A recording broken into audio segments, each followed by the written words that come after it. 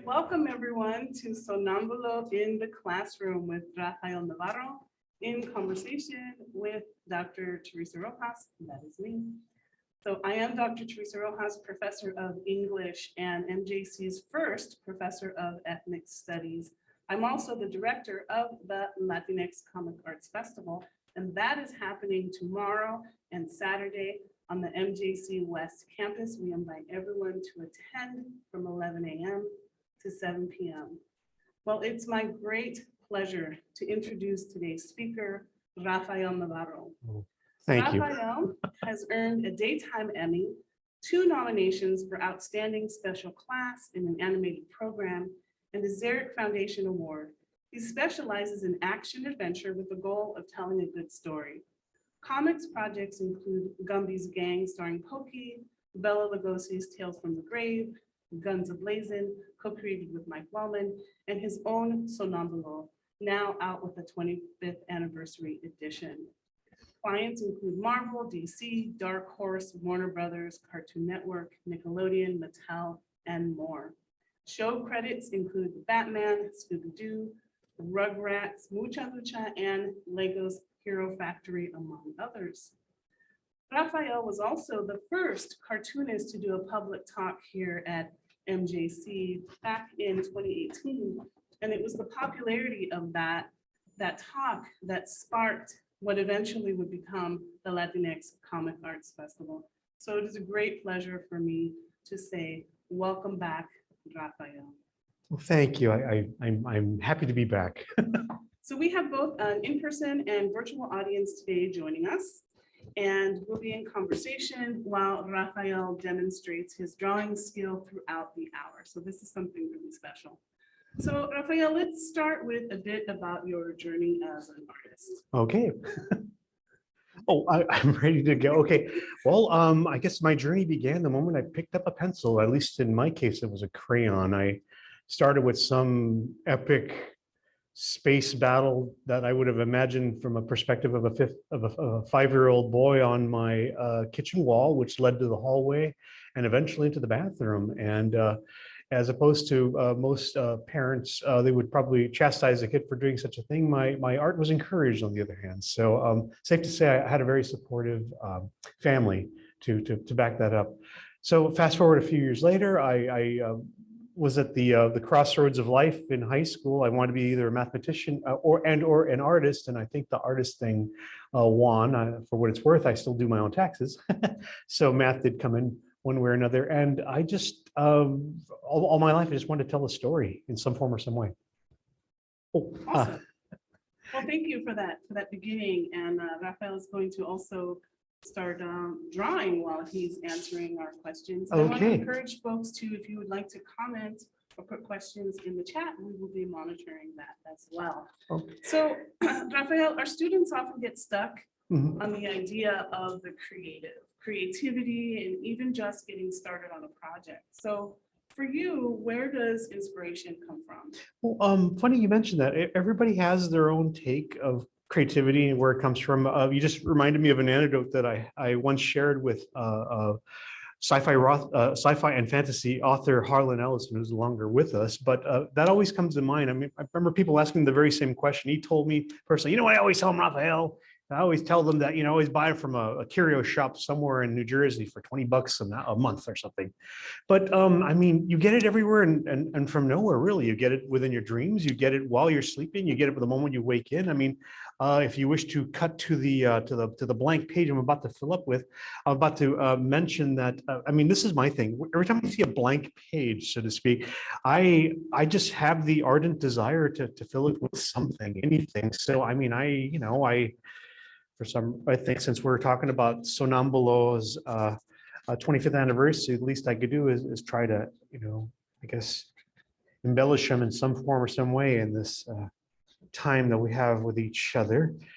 And that's basically, at least coming for me, I mean, that's my most simplistic answer to something so complex, is that it just comes to you. I think my biggest fear is finding myself one day in life where I look at an actual blank piece of paper and then I can't think of a darn thing to fill it up with. Therein lies the true tragedy when you get to that point in life. Hasn't happened yet, thankfully, but knock on wood here, or is it for Micah? Anyways, yeah, so that's my goal, gang, is to always, have the capability and desire to create, at command, if you will, whether it be for profit or fun, or both at the same time in my case. So what do you do when you have any sort of, when you feel like you're lacking creativity or you feel blocked in any way? How do you get through that? Well, I mean, for me, it's like this. Okay, if you're on somebody's clock, you kind of have no choice. You have to create no matter what. But if you are just working for yourself and you feel a little lagging, I mean, just the most simplistic things that you could do, sometimes you just need to just get away from it. Go get lunch, go get some air, go hike, go, find some happiness elsewhere. And then when the time comes, go find yourself back and see the mission at hand. And if you see it with fresher eyes, you see the answer was always there. It's just a little tiny thing. All that is just hesitation. Hesitation it happens to the best of us and the worst of us. It's just something you just need to overcome. Don't overthink it sometimes. Sometimes the idea is just there. You just have to just stop and reach for it. And there it is. So how do you deal with issues of self-doubt? Self-doubt. Oh, my old nemesis, my old friend and my old nemesis. I've been fighting that demon pretty much all my life. Matter of fact, I just had a bout with him just an hour ago or so. But the goal of that is, at least from my perspective, is to don't let it overcome you. I mean, life, always tends to give you the kind of adversities that you're sort of dealing with, right? But in the end, somehow, some way, you have to get this storyboard done. You have to be functional. You have to make money to pay the mortgage, feed your family, and survive. I think it comes from wherever you wish it to come, I suppose. But sometimes it just like what we were just discussing before, sometimes the answer is just within. You just have to just stop and listen to yourself, if that means anything. Absolutely. So MJC in particular Yeah. is a Hispanic serving institution. So we Mhm. have a population of about 54% plus Latinx. Mhm. And so I'm wondering if you could speak a little bit about your experiences as a Latino artist, as an educator, and kind of how your culture plays into what you do. Well, when I'm working on somebody's assignment, based on somebody's clock, I don't think race has ever been an issue. But when I'm working on personal things, say, for example, if I created a comic book character called Sonambulo, this little indie project I've been doing for literally a little over 25 years or so now. And I mean, that's the most personal thing I've ever done. And with that, I was also blessed with the opportunity to share my culture with people. So I guess in that regard, that's where I think culture plays more importantly than just the regular day job. I just had the wondrous privilege to share my, I guess for a better term, mi cultura with the world in some form or some way. And this time it was in comics. And all I did essentially was I just did something that I've always wanted to do, but I now have the capabilities to share more than just fancy art and a good story. I mean, a cultural perspective is a wondrous thing to share, especially for those who are not in the know of who you are and where you came from. And it's always nice to learn from other people too. Talk a little bit more about learning from other people. Who are some of the other people that you have learned from or you continue to learn from? Are we talking about just artists in general, or writers, or Artists, creative people? life. I mean, I can always go back down to certain people, like in my life, like my father, my mother taught me many things. Please. My brother, my family in general has always been a big major, resource that I, get output from and everything. I tend to, what would you like me to draw, by the way? Any requests out there from the peanut gallery? Yes, I can please. only draw Batman and Somnambule so Please many go times. ahead and give us Mr. Tech Guy, who's your any- favorite your superhero in your any requests in your drawing. universe? Who? Deadpool. Oh my goodness, Deadpool. Okay. And then we have Oh a my. request for Wonder Woman after. Okay, a Wonder Woman. Okay, I think that can be arranged. But what was your question We were again, my talking dear? about the influences and people who have taught you, and you mentioned your dad. Sure, absolutely. Matter of fact, my character Sonambulo, originally I wanted to call him the Sleepwalker because it sounded nice and cool and nifty and kind of, dangerous and everything. And I found out that there was a character from Marvel called the Sleepwalker. So I had to kind of ixnay that idea pretty quickly. And then my dad suggested, well, you know what the translation for Sleepwalker is in Spanish, mijo? I said, what? He said, it's sonambulo. And then, oh my goodness, that sounds even better. And then Dad was a musician, so he played another major impact on the project itself with just music alone. There's a song called Sleepwalk by a trio of brothers called Santo and Johnny, and they created it in 1959. Big hit, instrumental. It's a beautiful, haunting song. It's used in many films and everything. I think most notably in La Bamba. And Dad said, why don't you name your character after the song, because it's your character is a sleepwalker, so to speak. At least that's his wrestling name. But it's also because he loved that song so much that he just wanted to have me do a take of it in some form or another. And yeah, I will always have that memory of that song because of him.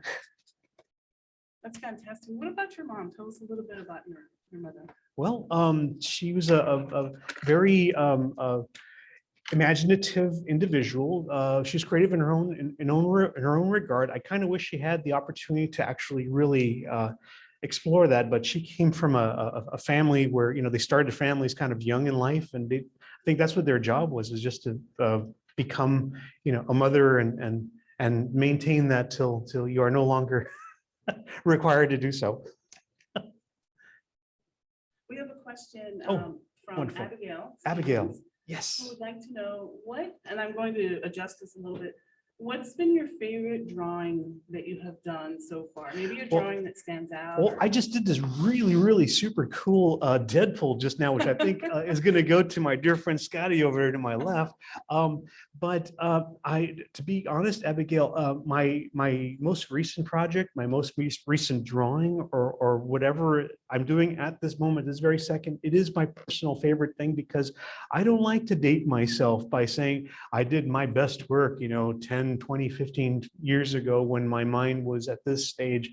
Whereas I'd like to think that all of you out there in TV, as well as Zoom and in-person land here, I mean, if you pigeonhole yourself in a position like that, you'll never really adapt yourself to evolve.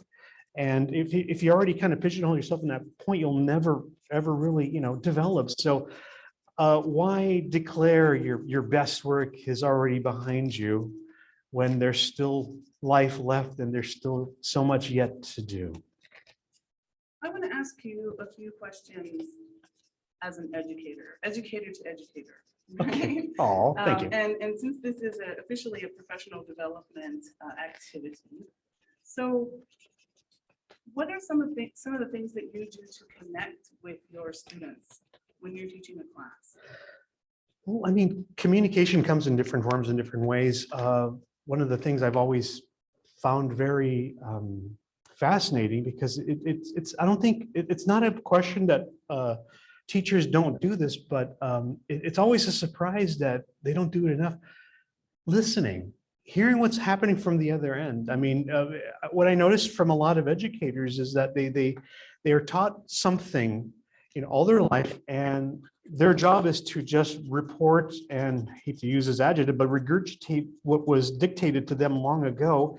And one presumes that's all that needs to be done. And communication is so much more. I mean, that's one of my biggest fallacies is that I've encountered, from actually not just in teaching, but also in the professional world. I see more people pretty much phoning in the same very used ideas and things where other creative untried ideas get ignored yet again because it's not the sure thing. So producers out there always go for that remake of a particular, Dark Knight Avenger reimagination, as opposed to doing another character that has not yet been touched. And I think that's one of the things I think we need to focus on is to have more courage to not just take more chances on the things that are untried, but also listening to what is out there, in the zeitgeist, just waiting to be discovered. Take a chance, man. That's fantastic. And so related to that, what do you think are among your biggest challenges when you're teaching, when you have students who say, well, I can never draw the way you draw, or I can never tell a story the way you do it. They want to do things the way you do them. And so they're dealing with self-doubt, but also how do they possibly think of themselves as experts in anything? How do you deal with that?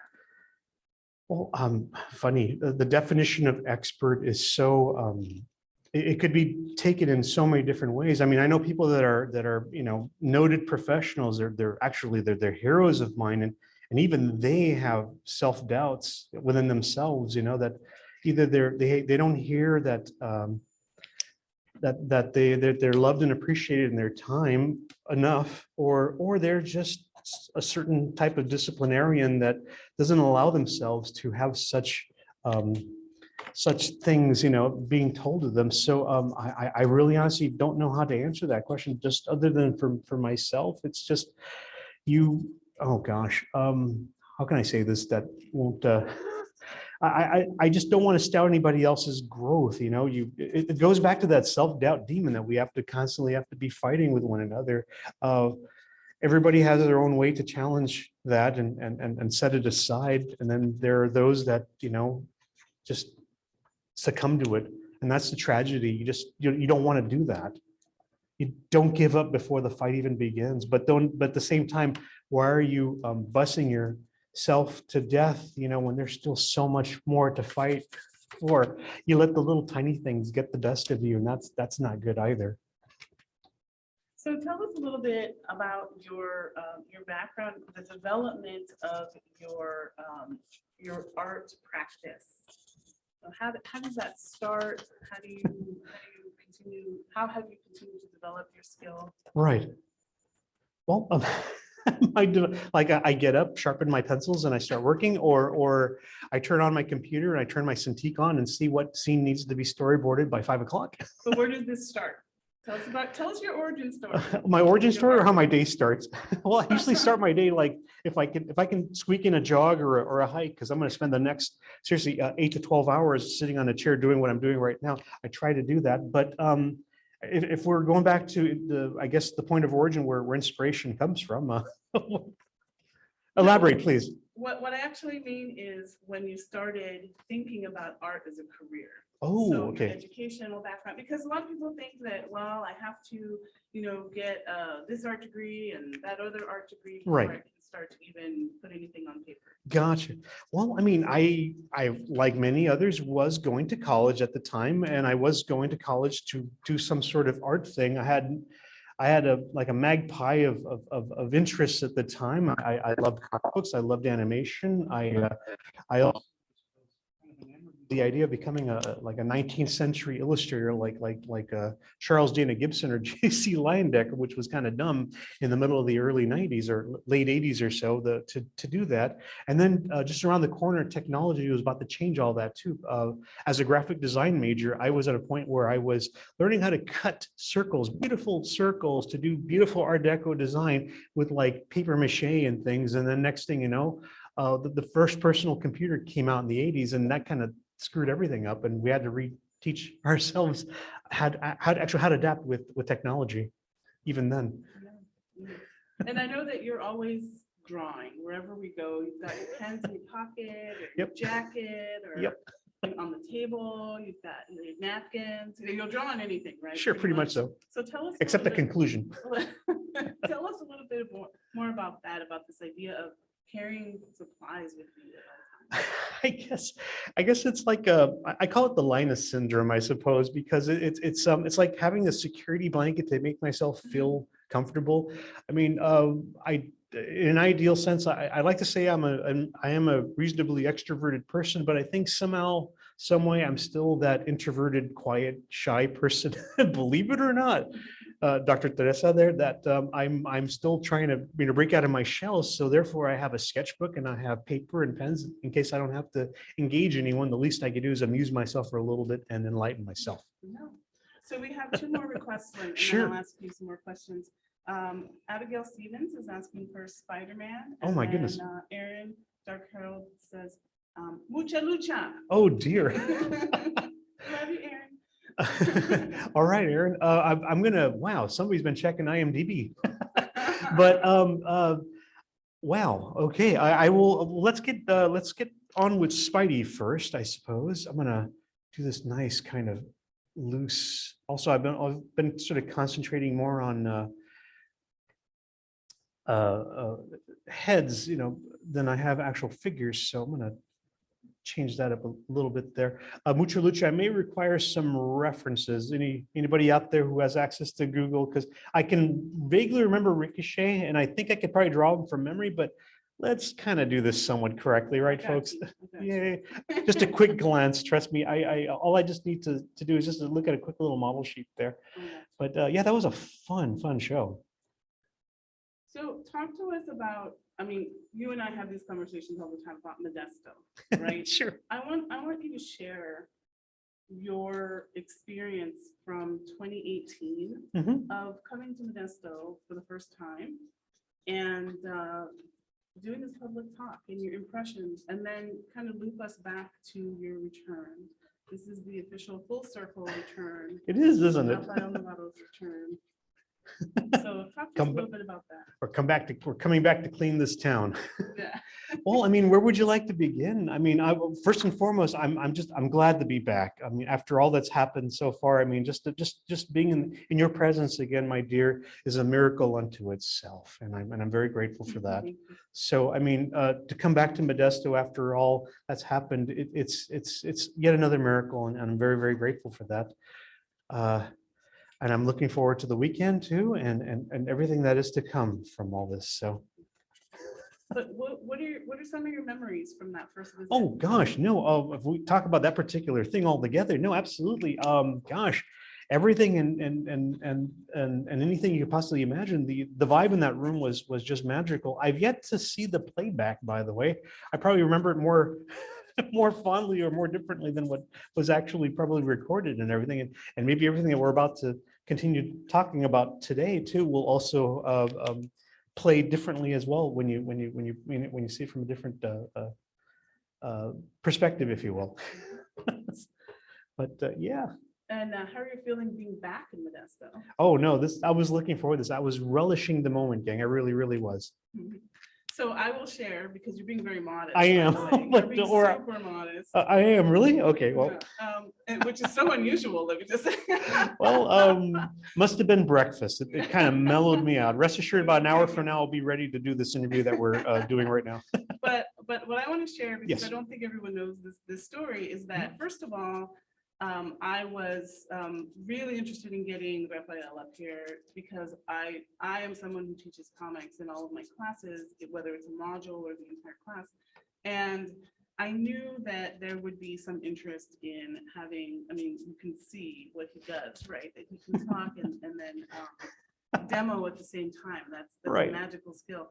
Not too And shabby. so Rafael was incredibly generous, and he said, you just tell me the date and the time, and whatever it takes, we'll get up there.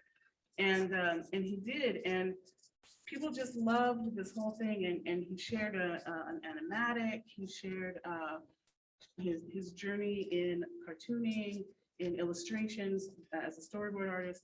But then he was giving away drawings, and it was just a bit of a frenzy there. And then at the end, and this is what struck me, at the very end, folks didn't want to leave.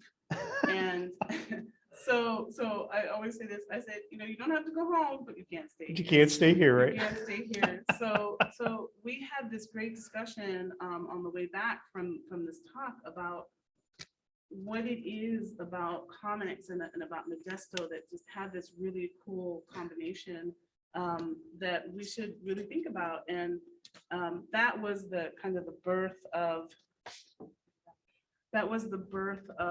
this idea for bringing a whole festival. And then upon return, we were driving around and Raphael was sharing with me already a sense of nostalgia, right? And Right. noticing landmarks and things like that about Modesto. But I bring this up because I think there's something very special about this place.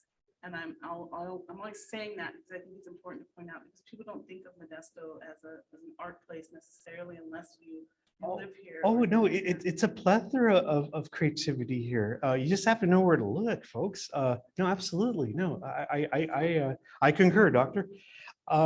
One of the things that I found that was really fascinating is how well informed people were of just the technology that was out there. When last I was here, I met students that were wanting to prepare to do what I was doing. I said, okay, fine. What do you got going here? And seriously, they had their stuff more ready than I did at their age. I mean, they already had, here's the beauty about today's technology. You can have like an online portfolio, it's ready to go. You have things like Instagram, which is like, a quick instant, portfolio for people to see your wares at too. So absolutely, man. No, it's we're living in a wondrous time where you have all these resources you could tap into and get the word out about what you do. And I'm very grateful that we're living in this time, and I'm happy for those who didn't have to struggle the way we did back in my day. It must sound like the tired old man that I truly am.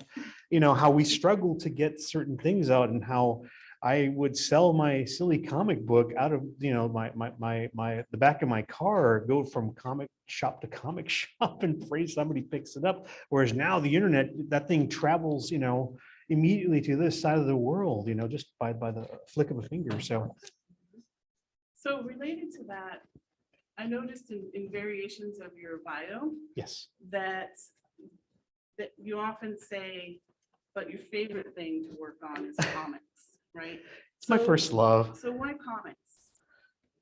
Well, why not? I mean, comics for me, it's pretty much everything. You're pretty much a filmmaker. You're a storyteller. You're a legend teller. You could use the format to educate. You have the format. You could use the format to intrigue people, frighten people, impress people, insult people for that matter too. And it's just that whole, if you just allow that spacious moment in time from one panel to another to happen, the possibilities are endless. How you could fill up that next panel. How is Ricochet going to get out of this next situation? Let's see what's on the next panel, sort of thing. Yeah. It's a wondrous medium to work with. Well, and another wonderful thing about comics is that you don't need fancy tools, right? You have fancy tools. Yes. Well, right now I'm using my most primitive tools because I work in animation and I do a lot of stuff digitally. It's sort of a privilege to go back to analog. I really like, getting my hands dirty. I love painting. I love watercolor, the smell of that watercolor paper, because obviously it's like some sort of nasty rag that was kind of reimagined, repurposed into this, and that beautiful heinous scent of oil. Although I think now technology has now added that you don't have to have turpentine ridden toxic things anymore to.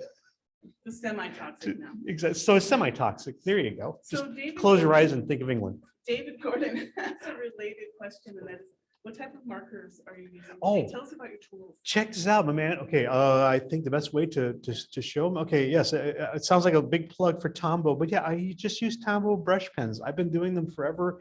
Back in the old days, just before we switched to the Cintiq to do storyboards, certain directors wanted us to do our final cleanup on markers.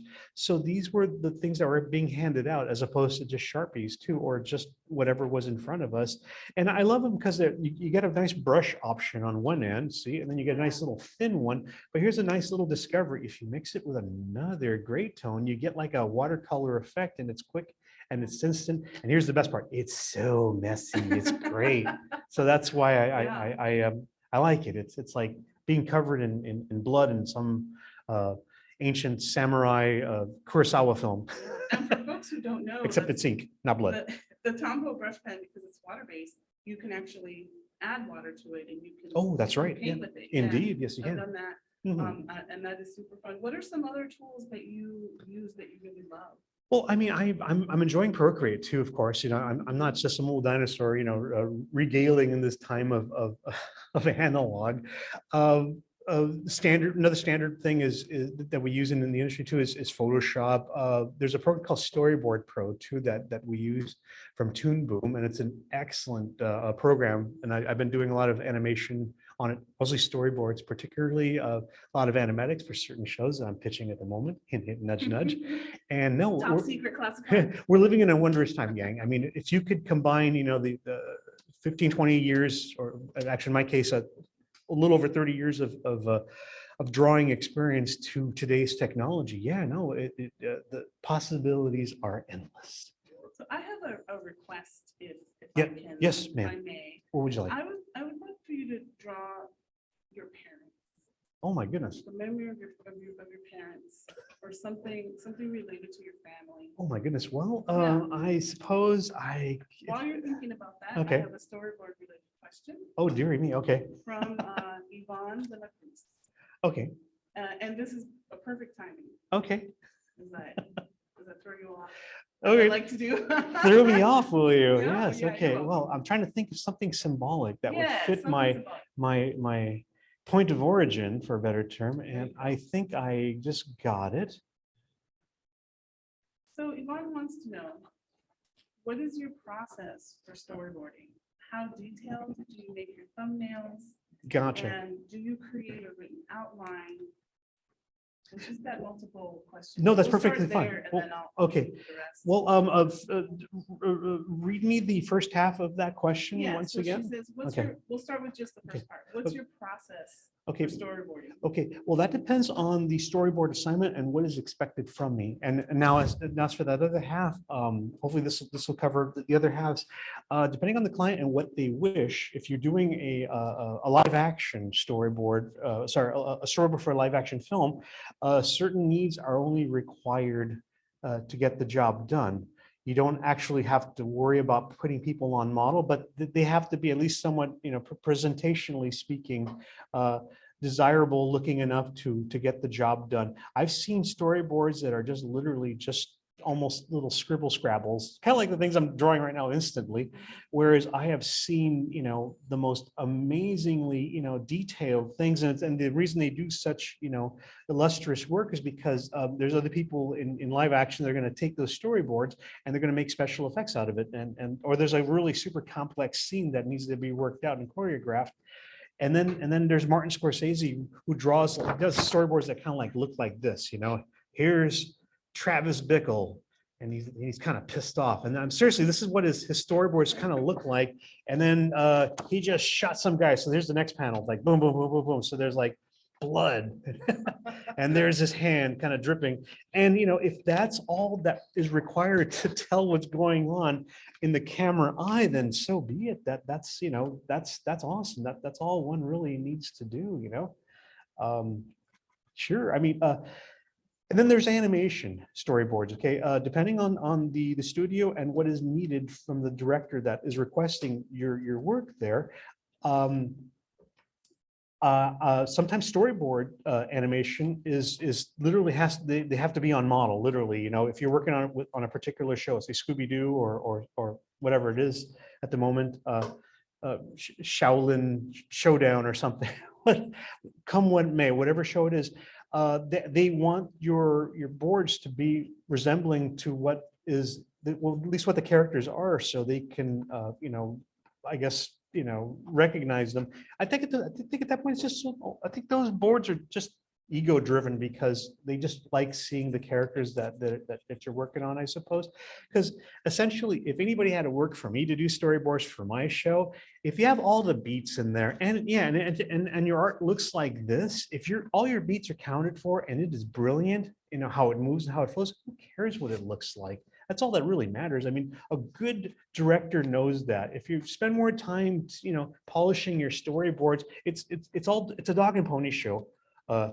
At that point, folks, you're only impressing somebody there, but it's not, it's not the most essential thing when you tell a story. You have to literally convey what's going on, and you could do that with literally just stick figures. So related to when you're storyboarding, do you tend to have a written outline before you do that, or do you go straight to the visuals? Well, that's the thing. Depending on how detailed the script is, sometimes it's like Act 1, Scene 1, Chucky, Phil, and Lil are running up and down the stairs with pails of water. Okay, now saying that in a sentence is a bit of a tongue twister. Try drawing that. Literally drawing 3 little kids going up and down the stairs with pails of water. I mean, it's, then you got to time the pacing of the babies, and there's like 3 people going up and down the stairs, 3 little figures, that is, and then there's little drips of water, and pails kind of rock up and down to the left and the right, and then there's water kind of spewing all over the place. Yeah, good luck drawing that. Sometimes, I mean, that's the job in itself, really. You just do the deed until it's completed in one form or another. Oh, to answer your question about what reminded me of my family, Yeah. I thought I'd draw a self-portrait of myself when I was a kid. Now, here's the funny thing. I just forgot that I'm left-handed. So this guitar player is actually looking at himself in the mirror. Music played a very important part of my life. So one of the things I will always cherish that my parents gave me is love for music. I grew up listening to a lot of great Latino music, everything from Trio Los Panchos to traditional, folklorico music. We come from Nogales, so a lot of pop bands that were coming out in the 50s and 60s, like Los Abson, came from that part of the world, and in Sonora. So yes, I'm a Southerner from Mexico, and grew up in East LA, in a particular town called Bell Gardens, which is basically the Hell's Kitchen of East LA. Take that, Boyle Heights. Anyways. So to go a little bit deeper, Yes. just to give you a thought question, Sure. what scares you? You're gonna laugh, but nothing really. I'm not too. I mean, there's the good old Catholic guilt, thing of things that freak me out, I guess, for a microsecond. But I'll tell you what really terrifies me: just things that happen in real life. I mean, I can't think of like La Llorona or or Cucuy anymore with what's going on with the world. I mean, that pales in comparison. I think I'm okay with this pissed off wraith that's looking for children, as opposed to, I don't want to get too political with the world, but I mean, that stuff terrifies me more than some, supernatural thing, whether you believe in stuff like that or not. I think humanity can terrify me. What the capabilities of what they could do with one another. I think that stuff, frightens me more.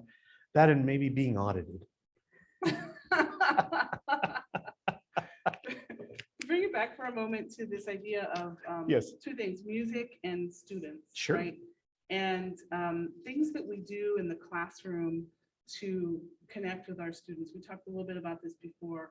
But this idea of bringing music into your comics is really interesting to me, because we're already dealing with text and we're dealing with visuals. Yeah. And now we are bringing in the element of sound. And you do that in Sonambulo, you do that obviously in this illustration that you're creating right now. Yes. So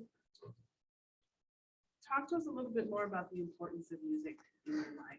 Well, your art. well, for me, it's. I mean, I mind you, I can create in a vacuum. That's no problem. However, it's not half as fun. So I always have like a playlist when I'm working on something, you know, and then even more so when I have that playlist and I'm sort of sick and tired of listening to the Batman theme music from whatever version of Batman you're working on while you're working on your Batman project.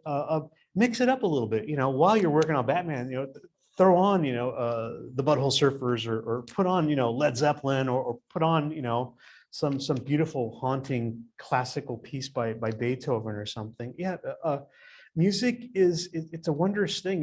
It's based, you know, or at least when it comes with art, it's just the next step to just filmmaking. You know, might as well get your soundtrack, your score going. You know, have your inner Ennio Morricone. You know, talk to your inner Sergio Leone, if you will, to get the rest of the package done. You may have to explain who those folks are to some of our audience. There's this magical thing called Google, folks. Check it out. There you go. There you go. So let's talk about Sonambulo. I'm very excited. You are bringing the 25th anniversary edition. I've seen this hardcover. It is gorgeous and very exciting. You guys want to see it? I just happen to have it to my left. All right, ready? Da, da, da, da, da, da, da. Check that out, folks. Yay. So if you guys have absolutely nothing to do this weekend, come to the Latinx Comic Book Festival here in Modesto College. Anything that you have to do this weekend should be postponed to come to the Latinx Comic Book Festival. Well, in that case, this session is done. I got to go to the Latin Comic Book Expo right now and set up. But seriously, guys, please come on down. Aside from just yours truly, there's a plethora of talent out there that has come to see you all, and check it out. And for those that are curious to meet us, come on down. There'll be books, there'll be prints.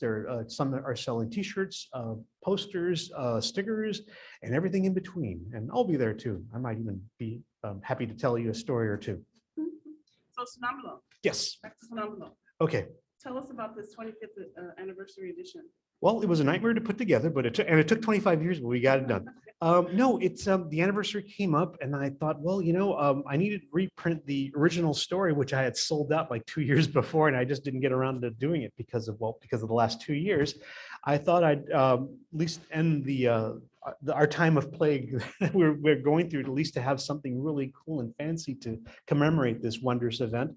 So I decided to reprint the original story that launched the whole thing. A little story called Sleep of the Just. It was a 3-issue comic series that I did back in 1996.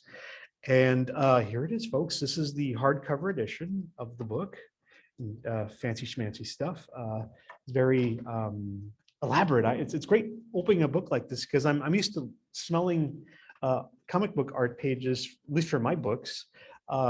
And it's more of this smells like an actual book as opposed to something musky and forgotten in some used bookstore. So, and look, it comes with like a little ribbon and everything. That is fabulous. Yeah, it's a fancy book and has like has a foreword and an intro by two very famous people that I love and adore. And then there's the actual story itself. So I'll just get to the actual book. You know, here you go. So a little sampling of Sonambulo. As you're flipping through Yes. there, because we were talking about this yesterday. Yes. This there's my favorite. Oh. There's my favorite splash page right there. Ta-da. Mambo This one here? page. Yeah. Yeah. So talk to us a little bit about the addition of the gray tones in this one. Well, the addition of the gray tones to this book, it was actually originally it was just a black and white comic book, which I think is cool in itself because I adore things that are black and white as much as I love color too as well. But for Sonambulo, it was a mandatory thing to be black and white because the book was influenced by film noir and German expressionism and Mexican horror films from the 50s and 60s. So I want to invoke that same vibe, if you will, to the book. So yeah, picturing Sonambulo in color, it's almost terrifying. It's like hearing Charlie Chaplin speak or something. It's almost like something you don't want to do, but you kind of have to face at some point or another. And maybe I will do a Sonambulo story in color for a change. But when it came to the original take of this, I could have added the gray tone that I always wanted to do from the very, very beginning. But at the time when I first started, either A, the technology wasn't there, or two, I didn't really know how to do such a thing at the time. And now both things have finally caught up with me. So I finally had a chance to do this in the way originally intended. So it's like a director's, it was a director's edition, if you will, Yeah. of the original graphic novel. So, yeah. It's just gorgeous. And then Well, you have thank you. plans to make it even more available, correct? Oh, yes, no, I have a hardcover edition right now for all you wonderful collectors out there. And hopefully by the fall, I should have this ready and set up for Amazon's for y'all can order it, directly. The only difference between this fancy schmancy book is that you get this nice fancy kind of brownish gray tone. Also, because it's a full color book, I get to also reprint the covers as originally intended, So you get to see all the covers as it was originally intended, because the covers were in full color. You get the full double splash page experience of what the original series used to be back when I used to make wraparound covers, because that was kind of cool at the time to do. Maybe I should do another wraparound cover for And another those, Sonambolo those story. pieces that you just showed, I think there are Yep. 4 pieces, right? Yes, ma'am. In the virtual gallery. Yes. Oh, yeah, they are. They're in the virtual gallery. Yeah, so Come check the- it out, folks. The Latinx Comic Arts Festival has a virtual gallery. Yeah. And when you come to the festival, you'll be able to scan the QR code on your phone using the camera app, and it will take you to the gallery. And I've seen it, and it is just so cool. You can walk through it. You'll be able to see these pieces and look at them up close. Look at this young puppy right here. Who's that guy? He's just some mook who didn't know what he was up to, and wait till he time travels to the future and finds out what really happens. And there you have it. So tell us a little bit more about the Sonambolo, as a story, as a project, as a 25-year part of your life kind of thing. I like my Travis Bickle. It's really cool. Say that again. I'm so sorry. Yeah, so Sonambolo Yes. has been part of your life for, I would imagine, more than 25 years. Yeah, definitely more than 25 years. He Yeah. was in my sketchbook as I was sharing, actually, as you were sharing earlier, how I tend to work things out on paper secretly, and then eventually, reveal it to the world. Yeah, so what is it about Sonambolo that made you want to come back to this as a project 25 years later? Because sometimes you have a project and you just want to be done with it. right? Oh, sure. No, absolutely. Matter of fact, not that I want to give anything away, but I originally did kill off Sonambolo in one storyline with the intention of it just, having a beginning, a middle, and ending. Now, I had nothing against Sonambolo. It's just, I wanted to move on to other projects, and I figured, okay, the ultimate ending would be to just do that. So the moment I actually finished that last page where I killed him off and he's gone, like 5 minutes later, I'd added an extra page, and turns out it was like a fake death sort of situation because I didn't want to let him go. I mean, yeah, I took a break from him, and I went off and did other wondrous projects and everything in my lifetime, and I started doing more animation work too. But it's Sonambolo is my Frankenstein monster. Frankly, if I am Dr. Frankenstein, he is my first creation, and to quote Mel Brooks, as we were quoting him earlier, I mean, yeah, it's like a young Frankenstein situation. I'm sitting on my castle, metaphorically speaking, and I'm playing my violin, and I'm calling out to my monster who's running around in the woods there, terrifying the locals and everything. I'm just calling him back to the castle so we could work on another story. And I guess that's the next plan, is to just do another story. Maybe that's the next drawing, Sonambolo as Frankenstein. Oh, how novel. I don't know. Any other folks out there want requests and everything? Because that might be the picture. What's something that you don't get to draw very often, or people don't ask you for very often, that you Well, would like to draw more of? I have yet to draw friends and family that I care about very much. So therefore, guess what I'm about to do, folks? I think I'm going to draw our illustrious host Oh, no. as we speak, because I can, and she has no choice in the matter. So she decided to throw a curveball on me by bringing up something. Tell me about your childhood and stuff. Well, now I get to. It's one of the hazards of being friends. in the cartoon. Oh, come now. This is great. So I wanted to add. Not my first. actually, Not my first drawing, by the way. I've drawn you before in the past.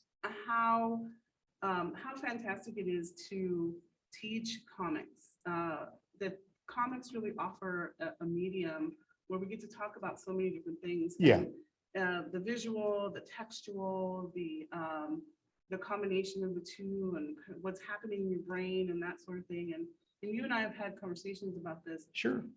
But also in looking through the new Sonambolo, Mhm. the 25th anniversary edition, thinking about the new things that you've added, the depth that you've added, and how those lend to different types of discussions and conversation. Sure. I'm trying not to look, I'm trying to. No, no, no, no, no. Yeah. Keep going. So in terms of, do you think about any of that when you're putting this together and you are revising work or when you're creating stuff? Do you think about that educator part of you and how that lends itself potentially to what's happening in the classroom? Well, I think you kind of have to. I mean, I don't think everything's going to be a lesson plan for a class, but it doesn't hurt to be prepared for such a thing too. I mean, for all you teachers out there, you guys all know this. I mean, any form of experience that you could share afterwards, I mean, it counts as a lesson plan, man. And that's another hour you could, add back to your sleeping cycle. You have to be stressed out all the time. So yeah, I mean, definitely add any other attributes that you could add to make things easier for you. What would you say to our colleagues out there who are maybe a little hesitant or reticent to use comics in the classroom? Oh, no, please don't, guys. I mean, we're living in a wondrous time where comics are not just, a great form to make millions and millions of dollars for studios, but education, at least in other countries particularly, no, I stand corrected, in America as of lately too, they've been used for education for the longest time. I mean, Japan's been using instruction comic books forever. Matter of fact, legendary comic artist Will Eisner used to work for the US Army, and he used to draw instructional comics on how to, bring your Jeep back from life, while you're stuck in the middle of some, Pan-Pacific jungle and stuff like that. So, I mean, it's a great, form of storytelling. It's also a great form to instruct people, and it's visual. So, yes. And it's novel for students, right? Yeah. Because we don't have a lot of that going on. Yes. Yet, even though it's getting more and more attention. And of course, we have this 2-day festival coming up. I see wherein lies the rub there. Right.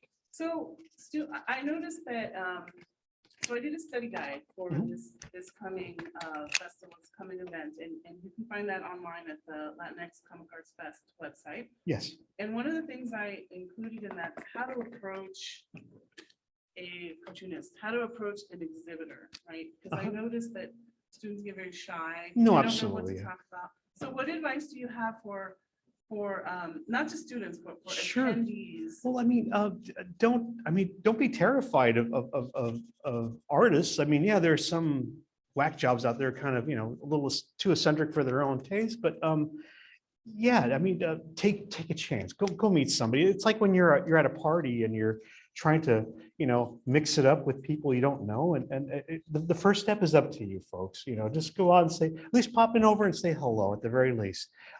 Be interesting to see, and then compare notes from one artist to another, one table to another, that is, and see how they sell their wares to you, if they even choose to sell their wares. I've seen people that give me the hard sell. And I'm like, Javier, calm down, dude. I mean, I already have this book, and you're my friend. You were just there at my house last week, scanning all these pages before you went to press. That was a shout out to Javier Hernandez, Yeah. one of my other favorite people. He's a who will buddy of also mine. be at the festival, yes, and he does El Muerto. He's got an awesome book that I teach called Days of the Dead, and we're really looking forward to seeing him there. So to extend this question about advice. We always ask, what advice do you have for budding artists and such? But what, in general, and it can be for educators, it can be for students, what is some, and we have about 5 more minutes, so you have plenty of time. Hopefully I won't take 5 minutes to answer you. Just to finish the question. Got you.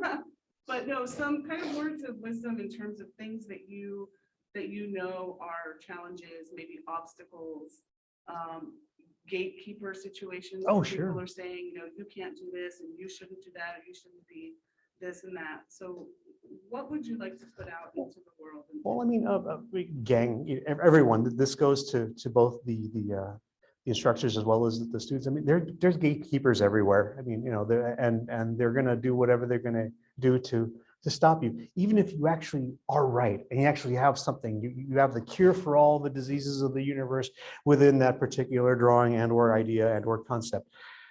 People will always stop you no matter what. Question is, what are you going to do about it? How are you going to overcome? How are you going to do the sleight of hand, or what form of sleight of hand are you going to use to keep that gatekeeper at bay while you're busy looking at your hand, while you sneak the other way and then you get in there somehow and you get your idea and then you make your first million. I mean, it's clearly up to you guys. I mean, it's not going to be easy. I wish I could say there's an actual formulaic approach to success, but there's no such thing as that. I've known wonderful, talented people who have tried for years and years and years and years, including yours truly, to get to the next level, whatever that may be, and they still are doing it. But they're doing it because their ultimate goal isn't to just be successful. It's because it's what they do. I mean, you have to ask yourself that question: are you willing to stick it out for the long mile? And in the end, will you still be the same person when you do actually get the success that you are wishing? Sometimes the success comes to you so fast that you don't even know what hits you, and you never realize what you really have had all along until you lose it.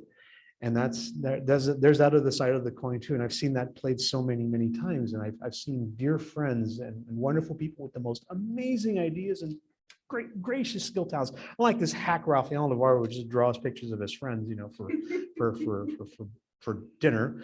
I've seen them just their hearts and their souls, their inner persons completely crushed from defeat because they just decided, okay, this one time after I got my behind handed back to me, I think I'll stop now. And I get, no, that's only the beginning, folks. I mean, you get these callous hands, these workers' hands, these artistic hands from experience, and with experience comes the pain and the hurt that comes with. Just be prepared for it. I mean, there is fruition coming. Just be patient, and just don't give up. I guess if there's one word to sum it all, just don't give up and just keep on going. Keep your eyes on the road and stay awake.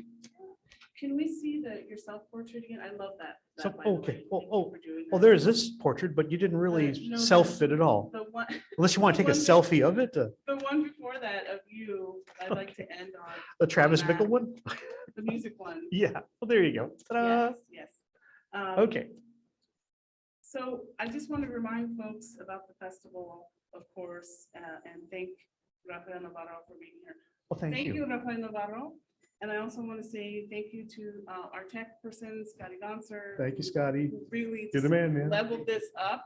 He is my new absolute favorite person to say. He's fabulous, and you should all love him very much. And I want to invite you to the Latinx Comic Arts Festival. That is tomorrow and Saturday from 11 to 7. Come and meet all these just incredibly talented, award-winning, and generous, lovely people. And we're going to end on one final note, and that is just a reminder to create the stories that you want to see in the world. Thank you so much for joining us today. Thank you, everyone. Bye. All right.